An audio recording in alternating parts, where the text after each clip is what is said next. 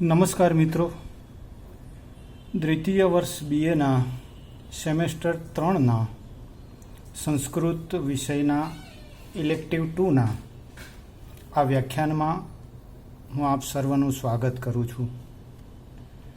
ગત વ્યાખ્યાનોમાં આપણે આચાર્ય મમ્મટ રચિત કાવ્યપ્રકાશના પ્રથમ ઉલ્લાસની દ્વિતીય કારિકામાં કાવ્યના પ્રયોજનોની વિસ્તૃત સમજૂતી ઉદાહરણ સહિત જોઈ હતી અને સમજ્યા પણ હતા.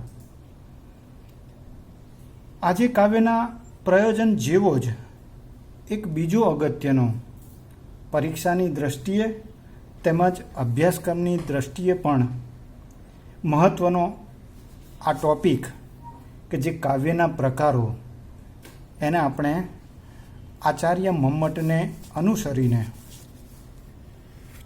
વિસ્તૃતથી સમજવાનો પ્રયત્ન કરીશું. આચાર્ય મમ્મટે સમગ્ર કાવ્ય પ્રકાશમાં કાવ્યની સાથે સંકળાયેલી તમામ બાબતોને પોતાના ગ્રંથમાં આવરી લીધી છે. આ બાબતોમાં કાવ્યનું મંગલાચરણ, કાવ્યના પ્રયોજનો, કાવ્યની વ્યાખ્યા એટલે લક્ષણ અને કાવ્યના પ્રકારો, આ મહત્ત્વની બાબતોને એમણે પ્રથમ ઉલ્લાસમાં આવરી લીધું છે. ત્યાર પછીના બાકીના 9 ઉલ્લાસમાં પણ કાવ્ય સંબંધિત વિષયોની જ એમણે ચર્ચા કરી છે. કાવ્યના સંલગ્ન બાબતોમાં આ એક બાબત જે કાવ્યના પ્રકારો આચાર્ય મમ્મટે સુંદર ઉદાહરણો દ્વારા પ્રથમ ઉલ્લાસની અંદર સમજાવવાનો સુંદર પ્રયાસ કર્યો છે. આચાર્ય મમ્મટે કાવ્ય પ્રકાશમાં કાવ્યના પ્રકારોનું વર્ગીકરણ ગુણવત્તાની દૃષ્ટિએ કર્યું છે. મમ્મટાચાર્ય માને છે કે ધ્વનિ જ કાવ્યનો આત્મા છે, એટલે તેમને ધ્વનિના સ્થાન પરત્વે કાવ્યના પ્રકારો દર્શાવવાનો પ્રયાસ કર્યો છે. આથી જ તો કાવ્યના માપદંડ તરીકે એમ કહી શકાય કે ધ્વનિનું જ પ્રાધાન્ય છે અને ધ્વનિના આધારે જ એમણે આ પ્રથમ ઉલ્લાસમાં કાવ્યના પ્રકારોને સમજાવવાનો પ્રયત્ન કર્યો છે.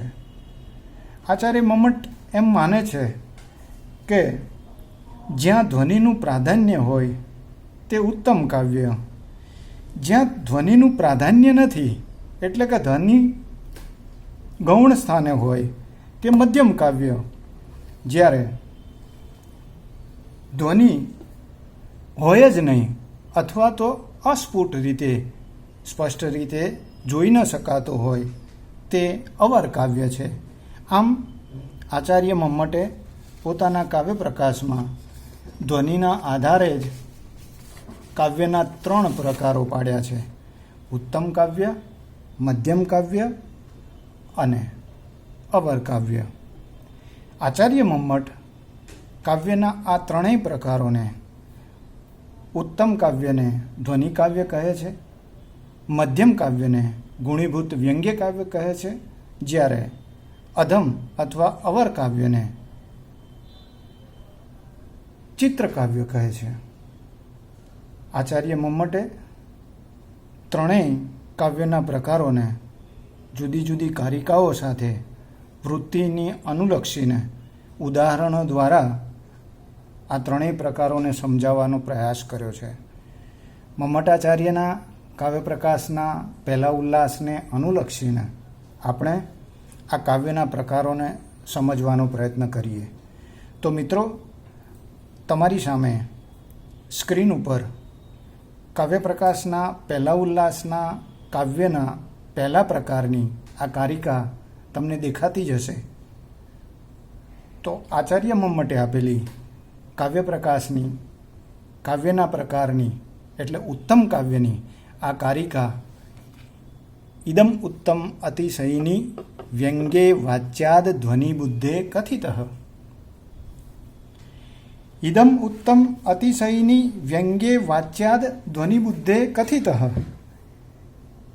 અહીં ઇદમ શબ્દ કાવ્યના માટે પ્રયોજાયો છે. બુધેહી વિદ્વજ્જનો એટલે કે વ્યાકરણના વિદ્વાનો માટે એમણે વિદ્વત બુધે શબ્દ વાપર્યો છે. વાચ્ય એટલે વાચ્યાર્થના રૂપમાં એટલે મુખ્યાર્થના રૂપમાં, વ્યંગ્ય એટલે વ્યંગ્યાર્થના રૂપમાં એમણે આ કાવ્યના આ પ્રકારને સમજાવવાનો પ્રયત્ન કર્યો છે. સૌથી પહેલાં આપણે એ જોઈએ કે આ ત્રણેય પ્રકારોને સમજવા માટે સૌ પહેલાં આપણે વાચ્યાર્થને એટલે કે વાચ્યને સમજવું જરૂરી છે અને ત્યાર પછી વ્યંગ્ય એટલે વ્યંગ્યાર્થને સમજવું જરૂરી છે. કારણ કે વાચ્યાર્થ અને વ્યંગ્યાર્થનો જ્યારે તમને ભેદ ખ્યાલ આવશે ત્યારે જ તમે આ કાવ્યના પ્રકારોને સારી રીતે સમજી શકશો. હું એમ કહીશ, વાચ્ય એટલે કોઈ પણ વાક્યનો સીધો સાદો સરળ અર્થ. જે પણ વાક્ય બોલાય એમાંથી સાંભળનારા મોટા ભાગના જ્યારે એક જ અર્થનું અનુસરણ કરે ત્યારે એને વાચ્યાર્થ કહેવાય. દાખલા તરીકે, તમે બધા જલપાન કરો એટલે મારા આદેશનું પાલન કરનાર સમગ્ર એ પીવાની ક્રિયા કરશે, પાણી પીવાની ક્રિયા કરશે. એટલે મારા વાક્યનો આ સમગ્ર શ્રોતાજનોમાં એક જ અર્થનો બોધ એ લોકો સ્વીકારે છે. એટલે જ્યાં સીધો સાદો સરળ અર્થ સમજદારીપૂર્વક ભાન થતો હોય, સમજાતો હોય, એને વાચ્ય કહેવાય. આ વાક્યમાંથી ઉદ્ભવતો જે સમજદારીપૂર્વકનો બોધ છે એ વાચ્યાર્થ છે. વ્યંગ્યાર્થને આપણે બીજી રીતે એમ પણ કહી શકીએ, વ્યંગ્ય એટલે કટાક્ષ. કટાક્ષના અર્થમાં કેટલીક વાત આપણે સીધી સાદી સરળ રીતે સમજી શકતા નથી, પણ એ વાતમાં કંઈક જુદો ભાવ, કંઈક જુદો બોધ છુપાયેલો હોય અને એ સમગ્ર શ્રોતાજનોમાં એકાદ બે શ્રોતાજન એનો ઉચિત શ્લેષમાં, વ્યંગ્યમાં અર્થ બાધ કરે એને આપણે વ્યંગ્યાર્થ કહીશું. એટલે આચાર્ય મમ્મટે કાવ્યપ્રકાશમાં આ કારિકામાં, ઉત્તમ કાવ્યની આ કારિકામાં ઇદમ ઉત્તમ અતિશયની વ્યંગ્યે વાચ્યાદ ધ્વનિબુધે કથિત એવું કહ્યું છે. જ્યારે વાચ્ય કરતાં વ્યંગ્ય ચડિયાતો હોય એને ઉત્તમ કાવ્ય કહેવાય છે. અને વિદ્વાનોએ એટલે કથિત વ્યાકરણ શાસ્ત્રના વિદ્વજ્જનોએ એને ધ્વનિ કાવ્ય કહ્યું છે. કાવ્યમાં સીધો સાદો સરળ અર્થ કરતાં વ્યંગ્ય અર્થનું પ્રાધાન્ય, વિશિષ્ટતા કંઈક જુદી રીતે દર્શાતી હોય ત્યારે એ ઉત્તમ કાવ્ય છે. અહીં કાવ્યમાં એટલે વિદ્વાનોએ, જે વ્યાકરણ શાસ્ત્રના જ્ઞાતાઓએ પ્રધાનભૂત સ્ફોટરૂપ વ્યંગ્યાર્થના વ્યંજક શબ્દ માટે ધ્વનિ શબ્દનો પ્રયોગ કર્યો હતો.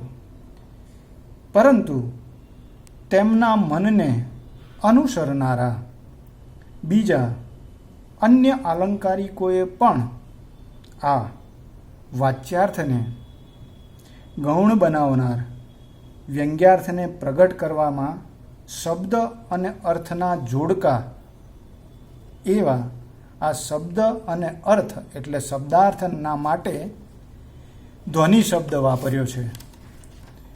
આચાર્ય મમ્મટે આ વાતને વધારે સ્પષ્ટીકરણ કરવા માટે સુંદર ઉદાહરણ દ્વારા વાચ્યાર્થ કરતાં વ્યંગ્યાર્થ ક્યાં ચડિયાતો છે એને સમજવાનો પ્રયત્ન કર્યો છે. આચાર્ય મમ્મટે કાવ્યપ્રકાશમાં કારિકાની સાથે સાથે વૃત્તિમાં પણ એમને વ્યાકરણ શાસ્ત્રના વિદ્વત્જનોના પ્રધાનભૂત સ્ફોટરૂપ વ્યંગ્યાર્થના વ્યંજક શબ્દ માટે જ ધ્વનિ શબ્દનો પ્રયોગ કર્યો હતો. આ રીતે આ વિદ્વત્જનોને અનુસરનારા પાછળથી બીજા ઘણા બધા અલંકારિકોએ અહીંયા પણ વાચ્યાર્થને ગૌણ બનાવનાર, વ્યંગ્યાર્થને સબળ અથવા સમર્થ બનાવનાર એવા શબ્દ અને અર્થને તેઓ ધ્વનિ કાવ્ય તરીકે અથવા ઉત્તમ કાવ્ય તરીકે સ્વીકારે છે.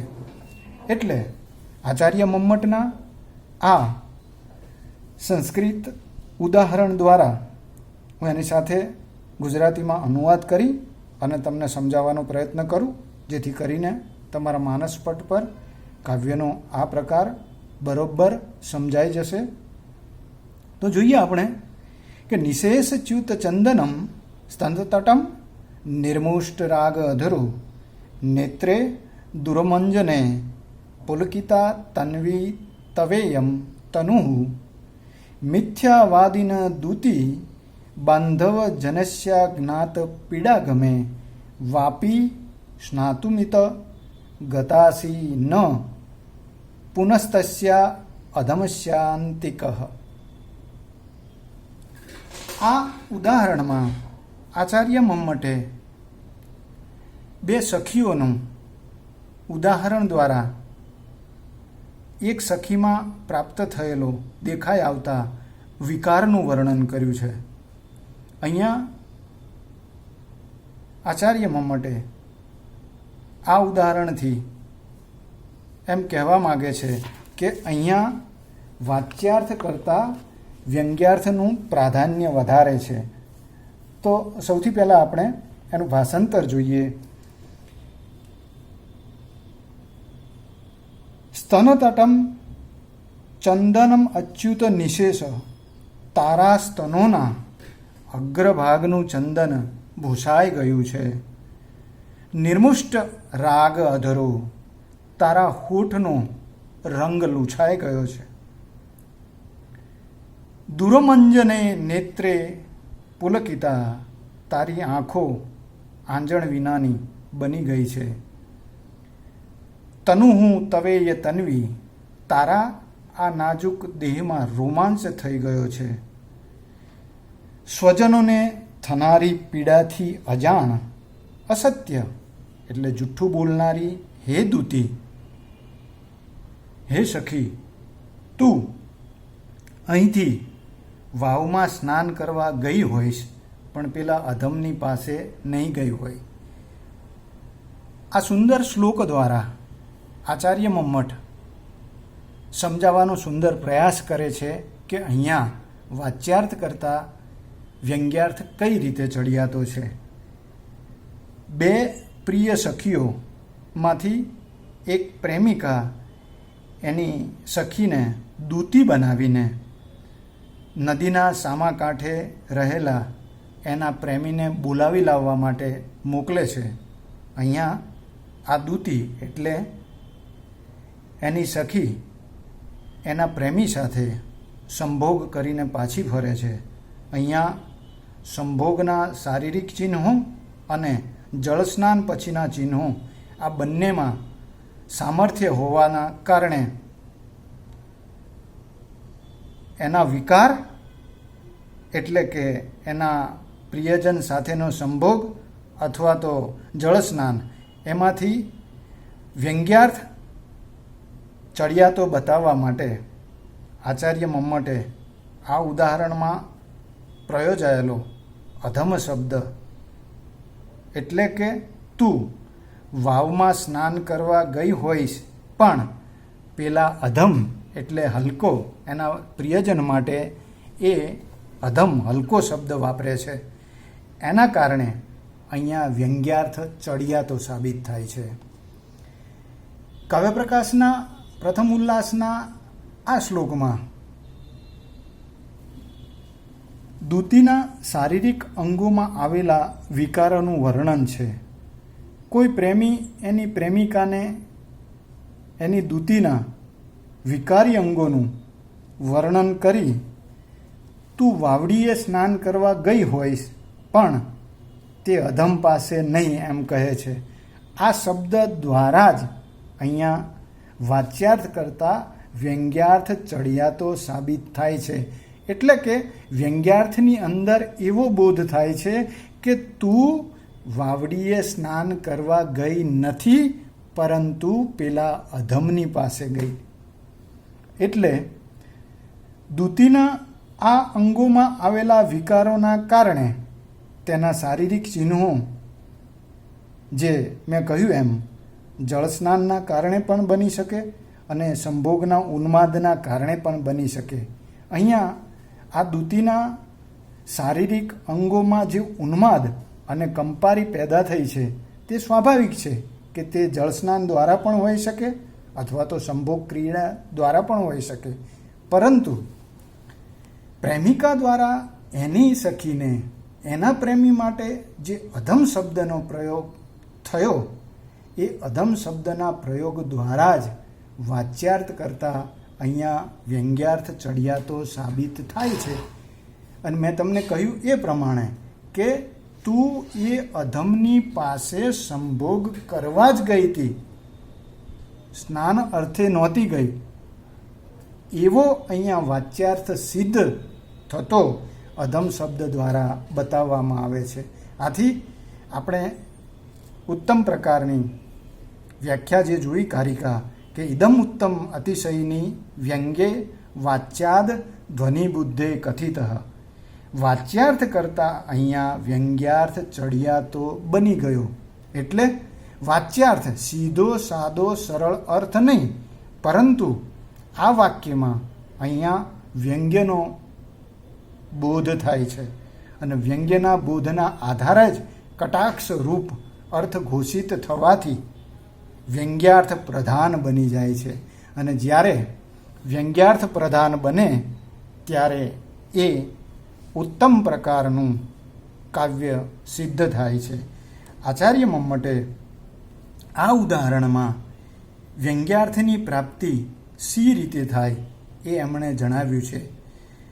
આચાર્ય મમ્મટના આ મતને વિવિધ પ્રાચીન વિદ્વાનોમાં થોડા ઘણા અંશે મતભેદો રહ્યા છે.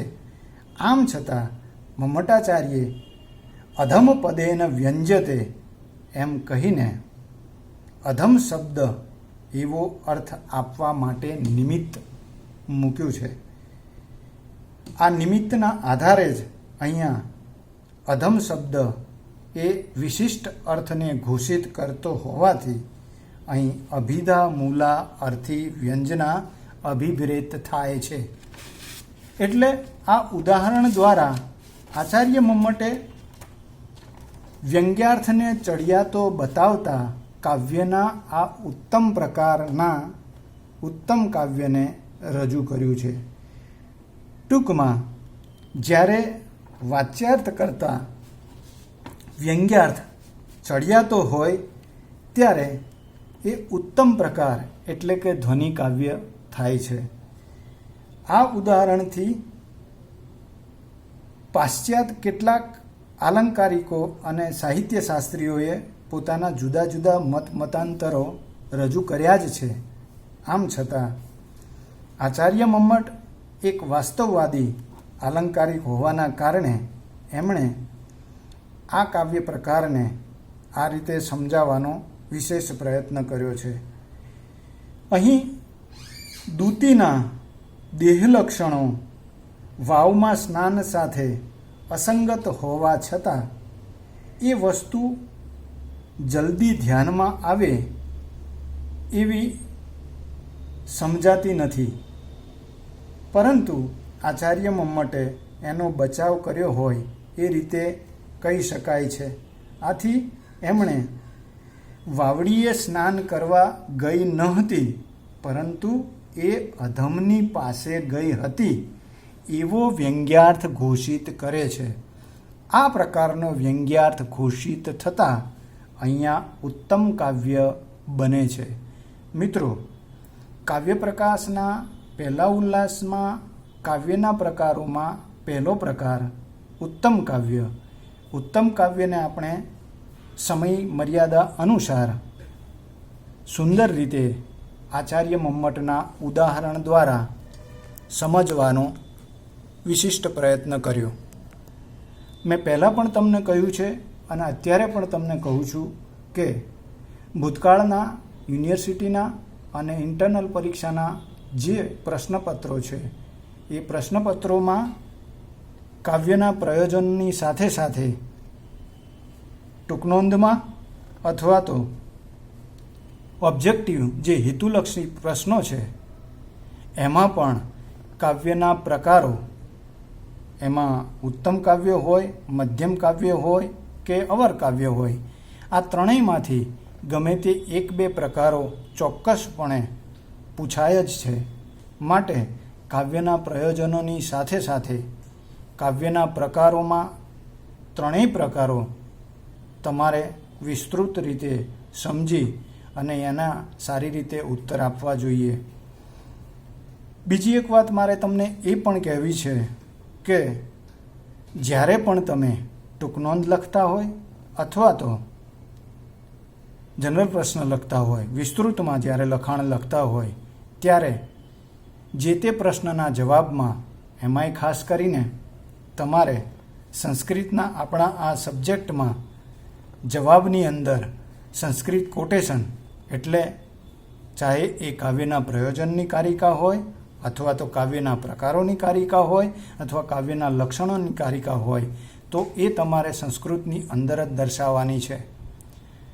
તમારા ઉત્તરની અંદર જે તે કારિકા અથવા જે તે ઉદાહરણ સંસ્કૃતની અંદર તમે દર્શાવશો તો તમારા જવાબની જે અલગ છાપ છે, જે અલગ શોભા ઊભી થવાની છે, એના કારણે તમને એનો સીધો જ બેનિફિટ તમારા જવાબના ગુણમાં વધારો કરશે. એટલે આ બધી જ કારિકાઓ જ્યારે આપણે જે વ્યાખ્યાનોમાં સમજીએ છીએ એની સાથે સાથે તમારે કંઠસ્થ કરવી જરૂરી છે. આ બધી જ કારિકાઓ અને બધા જ ઉદાહરણોને નિયમિત રીતે તમારે રોજ 5 થી 10 વખત ગાન કરવાથી 5-10 દિવસમાં આપોઆપ તમે સંસ્કૃતમાં દરેક કારિકાઓ કંઠસ્થ રીતે બોલી શકશો. અને કંઠસ્થ કારિકા હશે તો જ તમે એનો જવાબમાં ઉપયોગ કરી શકશો. ખાસ કરીને દ્વિતીય વર્ષના કાવ્ય પ્રકાશના મારા સંસ્કૃતના મિત્રોને જણાવતા મને આનંદ થશે કે જ્યારે તમે